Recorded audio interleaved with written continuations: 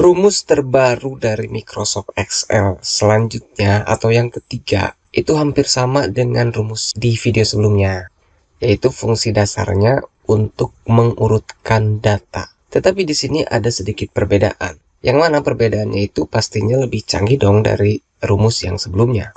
Lalu bagaimana bentuk dan cara penggunaannya? Kita langsung saja ke pembahasannya. Ya, teman-teman, di sini kita akan praktekkan rumus terbaru dari Microsoft Excel yang bisa kita temukan hanya di Microsoft Excel 365. Kali ini bagian ketiga ya dari pembahasan rumus terbaru tersebut. Rumus terbaru pertama yang kita bahas yaitu rumus filter. Rumus yang kedua yang pernah kita bahas yaitu rumus sort atau rumus yang berfungsi untuk mengurutkan data.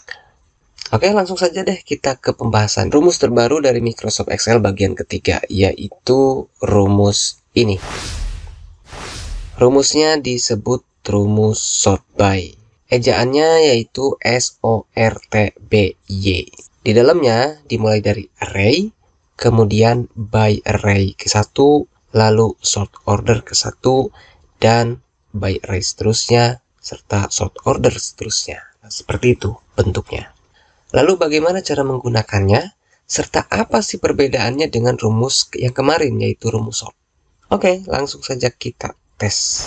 Sebagai bahan praktek di sini saya sudah siapkan dua tabel. Tabel yang pertama adalah tabel database-nya ya yang akan kita olah, dan tabel yang kedua nanti untuk tempat hasil olahannya.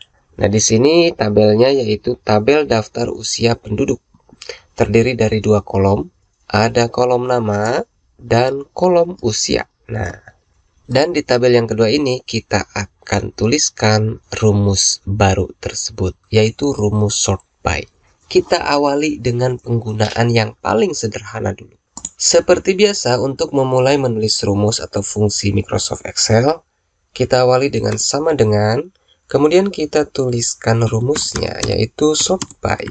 Nah, kemudian dalemannya itu dimulai dari array. Kita harus tentukan array-nya. Nah, di sini saya akan tentukan array-nya itu yaitu mulai dari sel A5 atau data pertama dari kolom nama sampai dengan data terakhir kolom usia. Jadi alamat array-nya itu yaitu rank A5 sampai dengan B12 atau seluruh data tabel ini itu menjadi array-nya. Selanjutnya kita pisahkan dengan titik koma seperti biasa ya teman-teman. Lalu di bagian by array ini kita blok salah satu kolom. Nah, di sini misalkan kita akan urutkan berdasarkan usia ya. Maka untuk by array-nya kita blok seluruh data pada kolom usia. Nah, kita blok sehingga di sini muncul rank B5 sampai B12.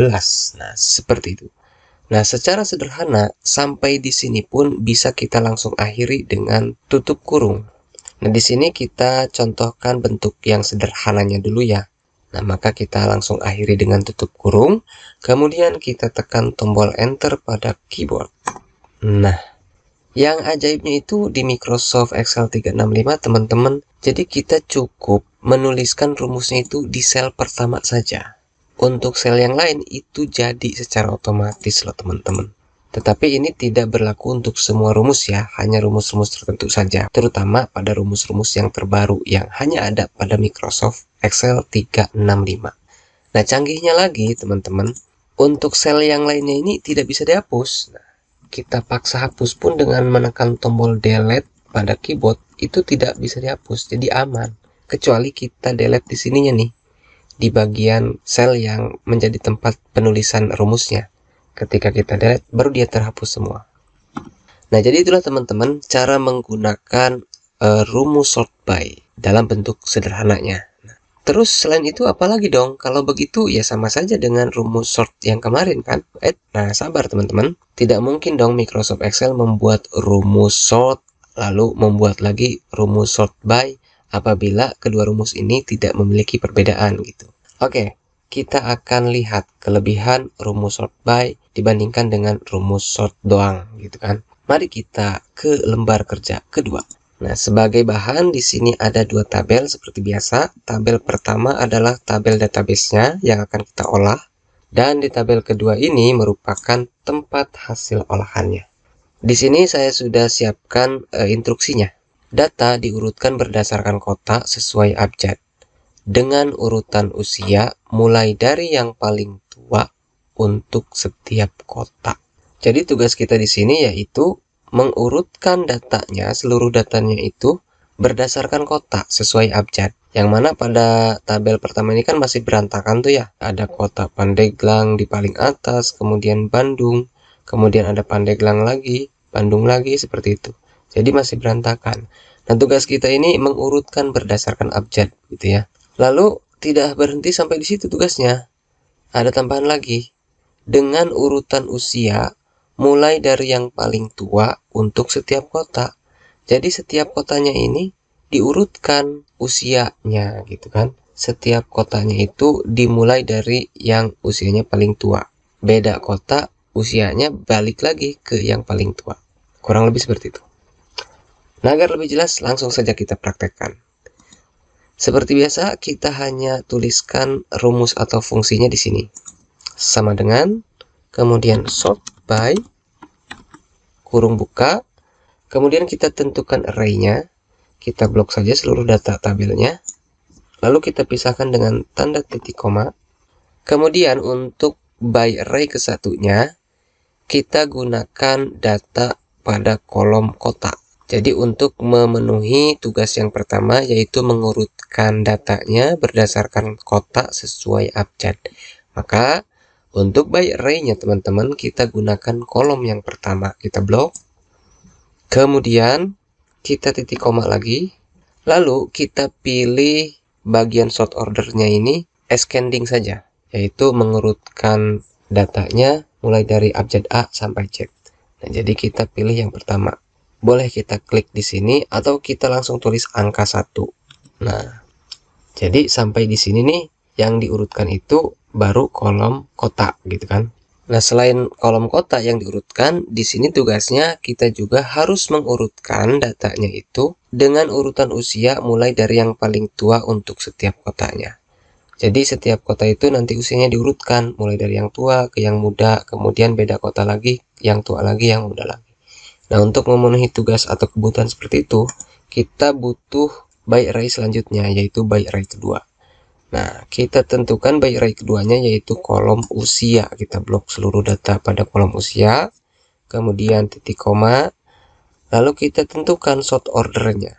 Kalau yang kolom pertama itu sort ordernya angka 1 untuk mengurutkan abjad A sampai Z atau nilai dari yang terkecil sampai yang terbesar. Nah, untuk mengurutkan mulai dari yang terbesar sampai yang terkecil, kita tulis di sini min 1 atau negatif 1 ya. Kemudian tutup kurung. Nah, oke, langsung saja kita enter. Nah, ini hasilnya teman-teman. Untuk data kotanya itu sudah diurutkan berdasarkan abjad. Bandung ada 2, Jakarta ada 2, Pandeglang ada 2, Serang ada 2. Nah, kita lihat di usianya. Di usianya ini diurutkan berdasarkan kota ya. Setiap kota itu dimulai usia yang paling tua, kemudian dilanjut paling muda. Berbeda kota itu kembali diurutkan ulang mulai dari yang tua ke yang muda. Nah, seperti itu. Nah, sekarang sudah jelas ya perbedaan dari rumus sort dengan rumus sort by. Nah, agar lebih mantep lagi teman-teman, kita praktekkan nih di contoh yang kedua. Nah, di sini sama seperti tadi, tabelnya ada 2, di sini database-nya. Kalau tadi kolom pertamanya nama kota, sekarang ini nomor kakak. Nah, kenapa ini nomor kakak yang saya gunakan sebagai contoh? Nah, karena dengan rumus ini sangat berhubungan dengan pengolahan data penduduk atau juga mungkin data ini ya, data DPT pada kegiatan pemilu gitu kan. Ini bisa nih dengan rumus sort by ini pengolahan datanya akan jauh lebih mudah gitu kan. Nah, di sini tugas kita sama seperti tadi ya, yaitu data diurutkan berdasarkan nomor kakak dengan urutan usia mulai dari yang paling tua ke yang paling muda setiap nomor kakak. Nah, sama sih seperti tadi ya tugasnya. Oke, kita langsung praktekkan saja. biasa sama dengan dulu, kemudian tuliskan sort by, lalu kurung buka, kita buat array-nya yaitu data dari seluruh tabelnya. Setelah itu kita pisahkan dengan tanda titik koma, lalu kita tentukan by order yang pertama yaitu nomor kakak. Nah, ini. Kemudian kita lanjutkan dengan titik koma lagi, lalu pilih sort ordernya. Di sini kita akan tulis angka 1 saja agar mengurutkannya dari yang terkecil sampai yang terbesar. Kemudian titik koma lagi. Selanjutnya kita tentukan by array keduanya yaitu kolom usia. Nah, ini. Lalu titik koma lagi. Kemudian kita tentukan sort ordernya. Nah, karena permintaan urutannya itu dari yang tertua ke yang muda atau dari nilai yang paling tinggi ke yang terendah, maka di sini untuk sort order keduanya kita ketikkan min 1 atau negatif 1. Lalu kita akhiri tutup kurung dan enter. Nah, data pada tabel pertama sudah diurutkan berdasarkan kelompok masing-masing kakaknya.